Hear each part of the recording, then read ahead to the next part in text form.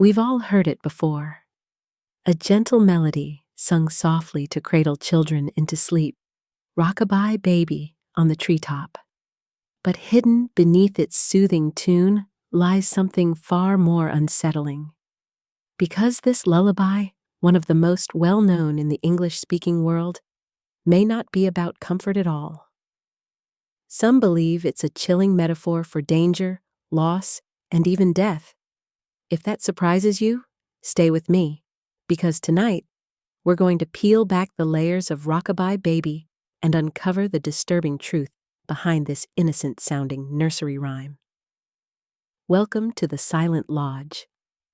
Here, we explore the hidden darkness within history, folklore, and the stories you thought you knew. If you enjoy unsettling truths wrapped in familiar traditions, make sure to subscribe so you never miss what lurks in the shadows. Now, let's begin where it all started, with the lullaby itself. When you break down its lyrics, the darkness becomes unavoidable. Rock-a-bye baby on the treetop. When the wind blows, the cradle will rock. When the bough breaks, the cradle will fall, and down will come baby, cradle, and all. It sounds simple, but notice what's happening. A baby is placed high in a tree, already strange, if not dangerous. The wind blows, rocking the cradle gently, but then, without warning, the branch breaks, sending both cradle and baby tumbling down. No rescue, no happy ending, just a fall. For centuries, parents have sung these words at bedtime. But think about that image, a helpless child plummeting to their death. Why would anyone choose this as a lullaby?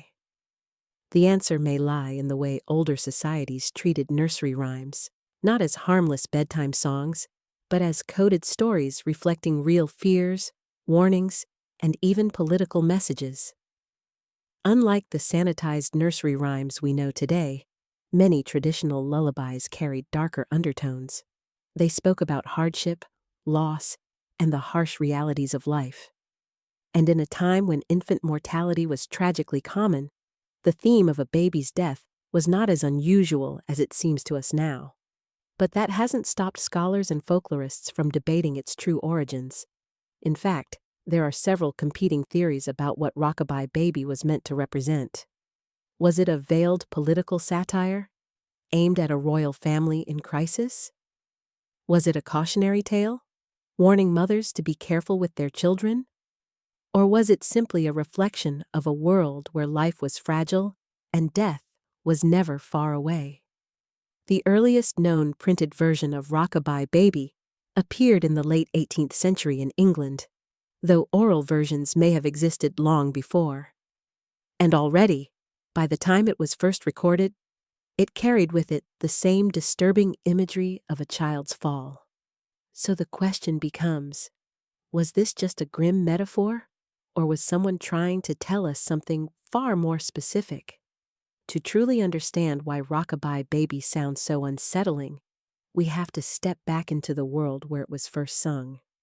England in the 17th and 18th centuries was not a gentle place. Life was fragile, and for children, it was even more so. Infant mortality rates were staggeringly high, with many families losing children before they reached their first birthday. Death was not an abstract idea. It was a daily reality. In this environment, lullabies weren't just sweet bedtime songs. They often carried warnings, lessons, and sometimes even satire. They were tools for passing down cultural anxieties and hidden commentary. This helps explain why so many nursery rhymes, when stripped of their cheerful delivery, reveal darker meanings. One of the most enduring theories about Rock-a-bye Baby is that it was not about a literal child at all, but about a royal baby. The year was 1688. King James II of England, a Catholic monarch in a Protestant nation, was deeply unpopular. That summer, his wife gave birth to a son, James Francis Edward Stuart. For many, the news was unsettling. A Catholic heir meant the continuation of a dynasty many subjects wanted to see fall. Rumors began to spread, wild stories claiming the baby wasn't even legitimate. Some whispered he had been smuggled into the birthing chamber in a warming pan, swapped for a real child to secure the Catholic line.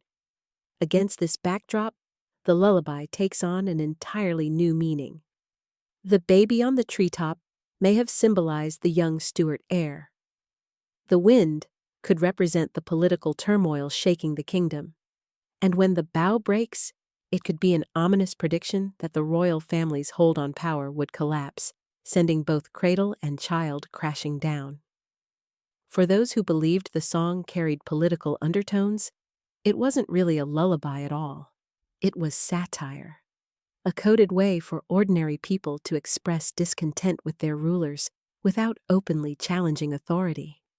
In a time when criticizing the monarchy could be dangerous, nursery rhymes and songs provided a safe cover. Of course, not everyone accepts this interpretation. Some historians argue that linking Rockabye Baby to James II and his heir is speculative, a later invention rather than fact.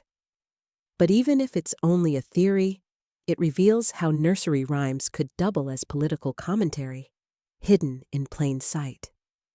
And even if the royal connection is debated, the darker theme of instability and danger fits the world of the time.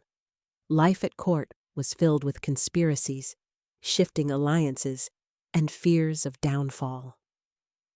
Just as everyday families face the uncertainty of infant survival, entire dynasties lived with the fear that their reign could topple in an instant. Another widely discussed interpretation of Rockabye Baby is far more practical. Instead of royal politics, some believe the song was meant as a warning, a mother's reminder to be careful with her child.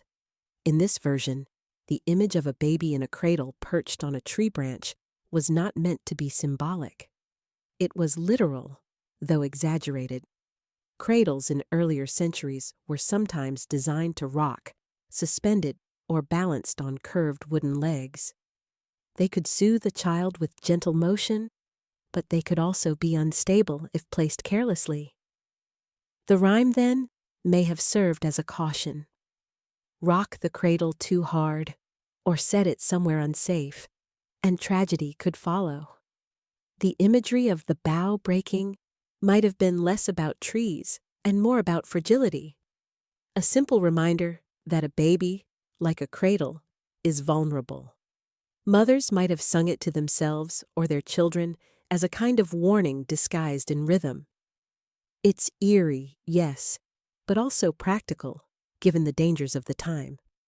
And that brings us to a broader, even darker interpretation, that Rockabye Baby is not about one event or one warning at all. It's about death itself. In the 17th and 18th centuries, losing a child was heartbreakingly common. Illness, malnutrition, and accidents claimed countless young lives. Parents lived with constant fear that their babies might not survive infancy. In this context, lullabies often reflected the harsh truth that childhood was fleeting. Think of the lines again. When the bough breaks, the cradle will fall, and down will come baby, cradle and all. It's not gentle, it's fatalistic. It could be seen as a resigned acknowledgement of how quickly life could end. Rather than shielding children or themselves from the reality of death, parents sometimes wove it directly into the songs they sang. This pattern isn't unique to England. Around the world, traditional lullabies often mix soothing melodies with grim imagery. In Iceland, some old cradle songs warn of elves stealing babies away. In Spain, certain lullabies reference wolves lurking in the night. In parts of Italy, mothers once sang verses that invoked death or hardship, not to scare children, but to reflect the dangers all around them. Why? Because lullabies were never only for children. They were also for parents, an outlet for fear, grief, or anxiety, expressed in a quiet song while rocking a child to sleep. When viewed this way, Rockabye Baby is less a strange accident of history and more part of a global tradition of lullabies that face mortality head-on. To us today, the song feels shockingly morbid for something associated with childhood. But to those who first sang it, the darkness may have been a form of honesty. Life was fragile, and death was always close by. The lullaby simply gave voice to that reality. Why would parents sing about death, danger, or fear to their children? To modern ears, it sounds cruel. But psychologists suggest lullabies weren't only about the baby. They were also about the parent.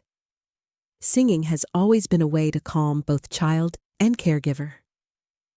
In times when survival was uncertain and grief was common, weaving those anxieties into song may have been cathartic.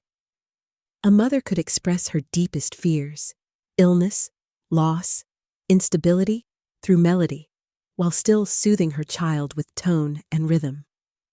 The words might be grim, but the sound carried comfort. In this way, Rockabye Baby reflects an important truth. Lullabies were not designed for cheerful entertainment. They were emotional tools, balancing fear with calm, despair with tenderness. Fast forward to today, and most people know the lullaby without ever thinking about its words. For us, it's almost background noise, played on mobiles, in cartoons, or sung absent-mindedly at bedtime. The melody has become detached from its meaning. But when you pause to examine it, the unsettling imagery comes rushing back. And that dissonance between the innocence we associate with the song and the darkness embedded in its lyrics is exactly what makes it so fascinating. It reminds us that history is never as simple as it seems. Even the gentlest traditions can carry echoes of fear, grief, or satire from the past. This isn't unique to Rockabye Baby. Many of the stories and songs we pass to children have roots in darker times. Fairy tales, for instance, were once far more violent, filled with warnings about hunger, danger, and death. Over time, they were softened for modern audiences. But in their original form, they reflected the anxieties of everyday life, just as this lullaby did. What makes Rockabye Baby stand out is that its darkness has never been fully erased. The words remain intact. We still sing them, even if most of us no longer think about what they mean. It's a piece of cultural memory, quietly passed down, carrying with it the voices of those who lived in a world where death was always close at hand. So the next time you hear Rockabye Baby, pause for a moment. Imagine the mother or father who first sang it, living in a fragile world, balancing hope and fear, rocking their child to sleep with words that were both soothing and grim. What sounds like a gentle lullaby is, in truth, a haunting reminder of how fragile life once was. If you found this exploration of hidden darkness in a familiar song intriguing, there's more waiting here at the Silent Lodge. Subscribe and join us as we uncover the unsettling truths buried in folklore, history, and tradition. Stories you thought you knew, but may never see the same way again.